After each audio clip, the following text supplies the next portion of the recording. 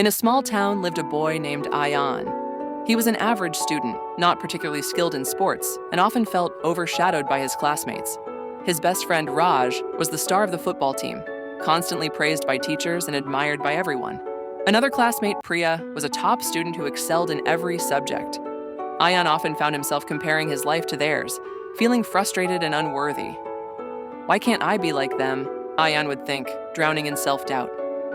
One day, Ayan confided in his grandfather, a wise and kind man who had lived through many ups and downs in life.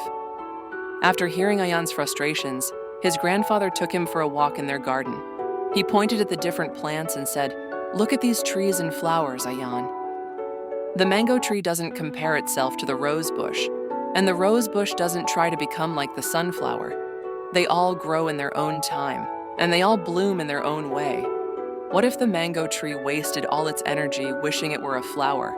It wouldn't bear any fruit." Ayan thought about his grandfather's words, but they didn't sink in until one day at school. He overheard Raj and Priya talking about their own struggles. Raj, despite being the star athlete, admitted he was terrified of failing, worried that people would stop liking him if he didn't perform well. Priya confessed she had sleepless nights before exams, anxious about living up to everyone's expectations. It was a revelation for Ayan. Even the people he thought had perfect lives were struggling with their own battles. That's when he realized something important. Everyone's path is different. Determined to change his mindset, Ayan decided to focus on his own growth instead of comparing himself to others.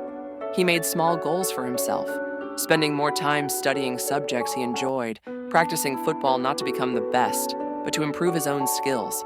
Slowly, things started to change. He wasn't worried about Raj being better at football anymore.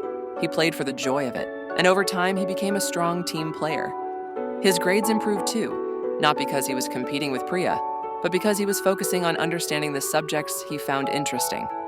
Ayan found peace in his own progress, no matter how slow or fast it was.